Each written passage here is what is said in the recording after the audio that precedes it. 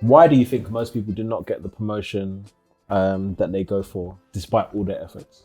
Talking about people of color or people in general? No. Because it's different. I would have a different answer.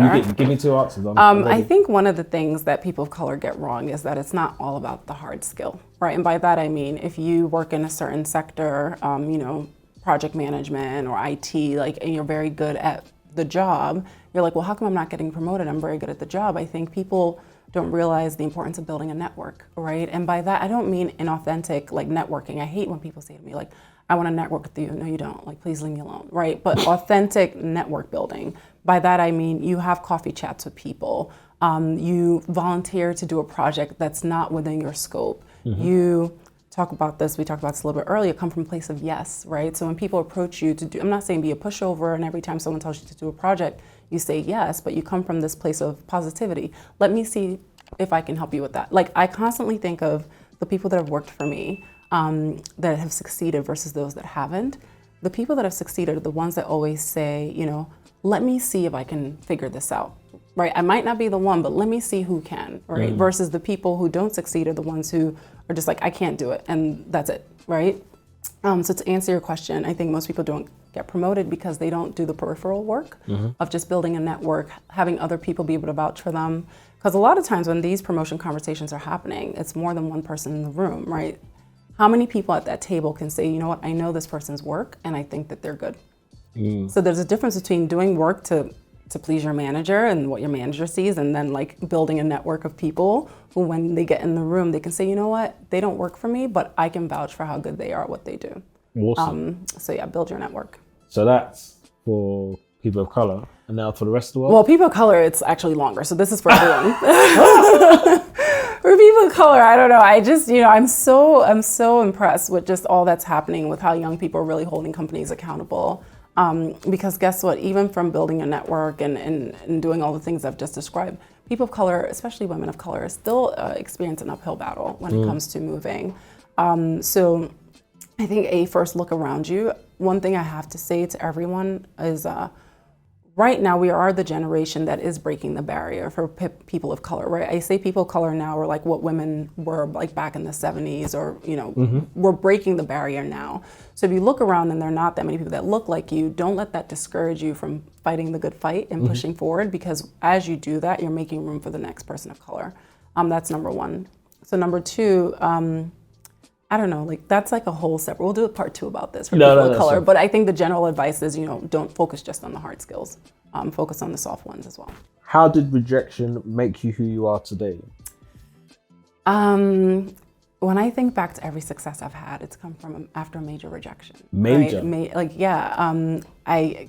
I won't go into it, but I remember going through the typical breakup and just being so sad, and I thought everything was gonna end after that. But because I was so sad, I decided to go apply for business school, right? Because at that point, as I do, I decided to go apply for my executive MBA. And honestly, my logic was, I'm so sad right now that even if I don't get in, I can't be any sadder. So I'm gonna just do it, right? And to my surprise, I get in. And I'm like, wait, what? This is not supposed to happen. That's how I end up at Harvard. And that's how the rest just sort of goes from there. Brilliant. So my point is, use your pain for your gain. And as I always say, rejection is just redirection. It's just leading you to what you're really meant to be doing. So yeah. So how do you cultivate a growth mindset? That term is so cliche. What even is a growth mindset? But Tell us. I think a growth mindset, it's back to what I was saying, coming from a place of yes. When I see someone do something, so for example, here you are, you're doing a great job, you're giving voice to people. When I see someone do something, I always ask myself, maybe it's African community. Does this person have 2 heads that's doing this, So I'm always what does this person have that I don't have? If I have the health, everything's working, why can't I do what they can do? And so I think for me, a growth mindset is always just looking for opportunities to step up, right? And coming from a place of yes. So I don't know if that answers the question, but it's just, cool. That's a growth mindset. And then if someone wants to pursue a similar career to you, give me 2 things they should be doing today. Oh, I don't know. My career has been like this, right? So I started out in buying and then I moved to tech and now I'm in this role.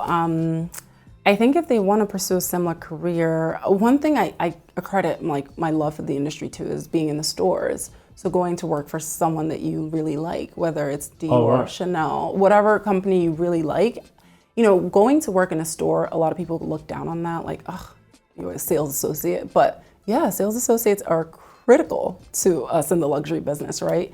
So I think going to the store may be one idea. And then you said like the store, like the brand, do you have to love it? Like, do you have to be like obsessed? I personally don't do things I'm not obsessed with. That's just my MO. Like if I'm not feeling it, it's very hard for me to fake it. Yeah. Some people are like, oh, well, I can, you know, whatever. But for me, I have to love what I'm doing to do it well. And the stores is the key. Well, I think it's one part. I think, you know, people take different routes. Like you can be in consulting, but asked to work on retail specific projects and then you end up in the industry. I love fashion. I happen to love fashion. So for me, being a buyer and being in the business was like a big part of what has gotten me here today. So it's different for everyone. Awesome. Yeah. And then something else they should do? I hate the word network, but build your network.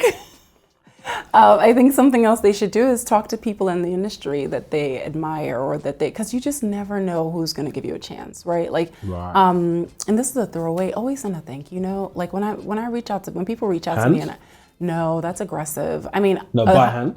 If you send me a hand thank you note, there's a high chance you're going to get the job, but just digital thank you notes. I think people just don't realize the sacrifice that it takes for someone to make time to talk to you. So I think reach out to people that you know, go on LinkedIn. I'm like a LinkedIn ambassador. I love LinkedIn. Go on LinkedIn, see people who have jobs like what you would aspire to do, look at what they've done. And I'm not saying mirror it, but talk to them about their journey, listen to things like, you know, this program, but just educate yourself on what's out there.